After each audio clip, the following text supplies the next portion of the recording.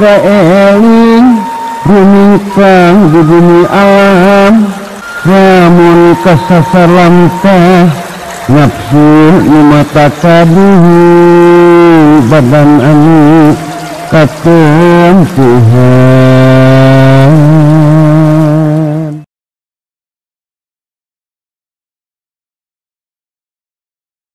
Al-huruj ani nafsi jadatu yakin bilwahdaniyati.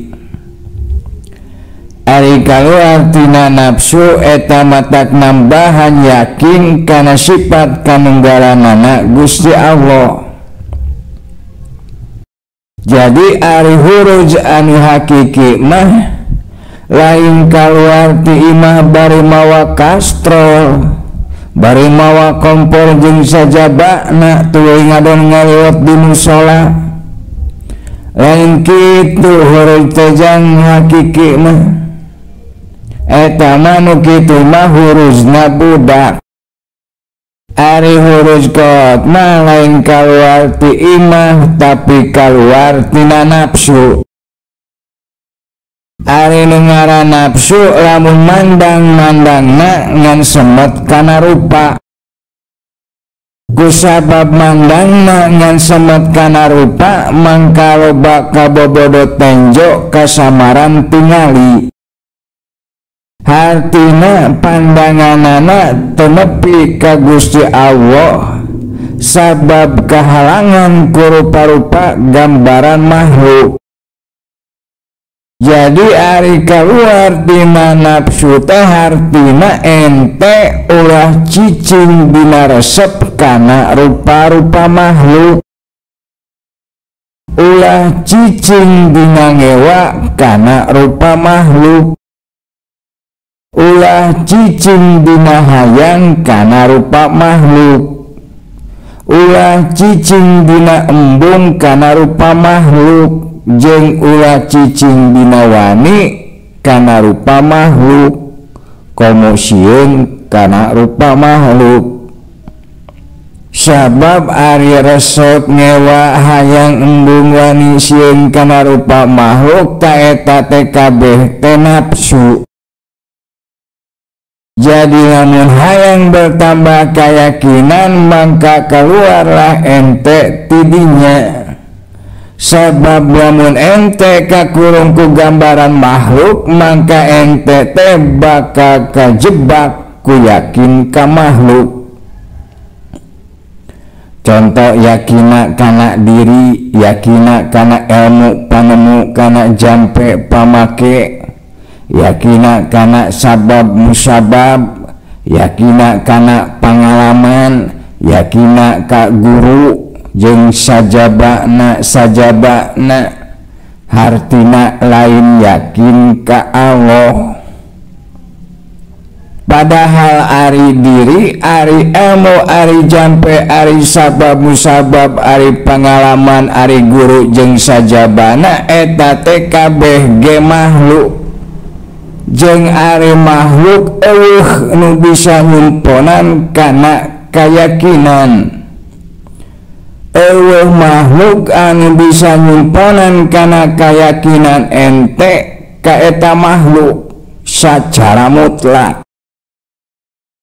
Beda jeung ente yakin ka Allah. Lamun ente yakin ka Allah maka Allah bisa nyimponan keyakinan ente ka Allah. Taku sabab keyakinan ente ka Allah cumpon, dicumponan ku Allah mangka ku cumpona keyakinan ente ka Allah teh mangka keyakinan ente ka Gusti Allah bakal bertambah sabab ente geus panggih jeung nyatana jeung buktina. Tuluy dengan bertambahnya keyakinan ente ka Gusti Allah mangka kadituna ente teh bisa ngahongtal atawa nganyatakeun atawa ngabuktikeun kana perkara-perkara anu leuwih gede ti samemehna. Artina makin besar keyakinan ente ka Gusti Allah, makin besar pula tajali keagungan Gusti Allah ka diri ente. Jadi lamun hayang panggih jeung tajali kagungan Gusti Allah anu leuwih gede, mangka tambahlah keyakinan ente ka Gusti Allah.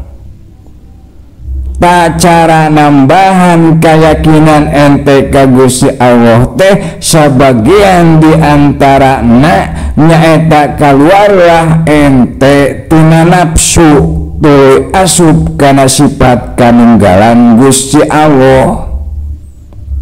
Jadi kaluar tina nafsu asup kana tauhid.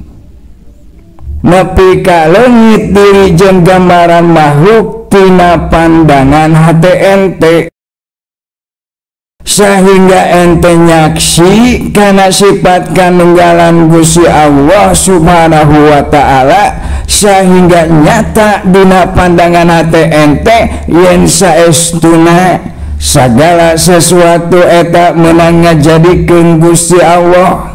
Allah nu bisa ngajadikeun salian Gusti Allah. Yen segala sesuatu eta berada dalam kendali Gusti Allah, Allah nu bisa mengendalikan segala sesuatu salian Gusti Allah. Lamun ente geus asup ka dinya, lamun ente geus hirup bidinya, mangka ente geus balik kana rasa hirup anu sajati. Dina rasa hirup anu sajati mah anu katara teh lain rupa, lain rasa, lain diri, tapi sifat kanunggalan Gusti Allah. Hartina didinya sirna rasa, sirna rupa, sirna sora, sirna diri. Man syahidahu qala fi lahu bisuhudi af'alihi faqad paja. Sahajama anu hatena nyaksi yen eueuh makhluk anu boga gawe sabab kasaksi yen sakabeh gawe boga Allah, mangka etalah jalma anu bagja. Jadi ari jalma anu cicing dina rasa hirup anu sajati mah bagjana teh bagja ku Allah, lain bagja ku rupa-rupa gambaran makhluk. Jadi ke jalma anu cicing dina rasa hirup sajati mah gambaran makhluk teh eueuh pangaruhna. Hatina teu ngarasa senang ku gambaran makhluk, teu ngarasa susah ku gambaran makhluk. Lamun ceuk katerangan dina Quran teh mah ya ayyatuhan nafsul mutmainnah, wahai diri anu tenang. Taeta teh diri anu tenang teh asal muasalna diri ente jang. Asalna teh diri ente teh tenang, teu ngarasa bungah, teu ngarasa susah, teu ngarasa wani, teu ngarasa sieun, teu ngarasa hayang, teu ngarasa embung. Ta ente teh asalna mah ti dituna mah mangrupakeun diri anu tenang. Lamun cek istilah kolotea mah nyaeta diri anu anteng, anu mayeng, anu adem, anu tentrem. Lamun hayang balik deui ka asal nyaeta kana diri anu tenang, kana rasa hirup anu sajati, mangka diantara pondasina, diantara dasarna teh ente kudu mengenal diri. Sabagian diantarana nyaeta kahiji kudu mengenal mana diri, mana rarangken diri.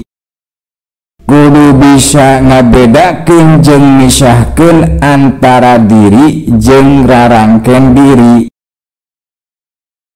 Ente apa mana diri mana rarangken? Ari rarangken teh contoh nu gampang nama contohna saperti profesi. Misalna baheula mah ente teh petani, tuluy ayeuna pedagang. Ta petani jeung pedagang teh eta teh lain diri tapi rarangken. Hartina lamun robah tina petani kana pedagang, mangka nu robah teh rarangken lain diri. Tadidinya ente kudu bisa misah tina rarangken. Lamun baheula nalika ente kerja di petani ente ngarasa senang, tuluy ayeuna kerja di pedagang ente teu ngarasa senang, berarti ente teh katalian ku rarangken. Berarti ente teh karingkus ku rarangken. Berarti ente teh kapangaruhan ku rarangken, kabawa ku rarangken. Ta ari jalma anu mengenal diri mah geus teu katalian ku rarangken. Baheula kerja di petani ngarasa tenang, ayeuna kerja di pedagang oge ngarasa tenang kitu. Ta eta rasa hirup nu sajati, terobah ku robah-robahna rarangken. Contohna deui rarangken teh saperti status. Misalna baheula status ente teh bujangan, tuluy jadi salaki, tuluy jadi bapa. Ta eta oge sarua, eta teh lain diri tapi rarangken. Lamun ente geus nyanyahokeun, geus bisa ngabedakeun jeung memisahkeun antara diri jeung rarangken, maka ente bakal lebih mudah untuk kembali kepada rasa hirup yang sejati, nyaeta rasa anu tenang, anu anteng, anu mayeng, anu langgeng. Nu kaduana ente kudu nyaho kana rasa, kudu mengenal rasa. Manusia saalam dunya ayeuna jumlahna geus leuwih ti 7 miliar ngirup jeung urang ayeuna sadunya, anu berbeda-beda suku bangsana, berbeda-beda bahasana, adat istiadatna, warna kulitna, agamana jeung sajabana. Tapi sok sanajan loba perbedaanana, aya hiji nu sarua, nyaeta sarua dina rasa. Rek orang Afrika, rek orang Sunda, rek orang Hindu, rek orang Yahudi, rek raja, rek rakyat jelata, rek pengusaha, rek gelandangan, kabeh sarua dina rasa. Nyaeta osok ngarasa susah jeung osok ngarasa senang. Hartina di dunia mah eueuh nu ngarasa susah salawasna, eueuh nu ngarasa senang salawasna. Heueuh. Sakedeung-sakedeung ngarasa senang, sakedeung-sakedeung ngarasa susah, jadi ngarasa senang jeung ngarasa susah di dunia mah ngan sakedeung. Heueuh. Naon artina?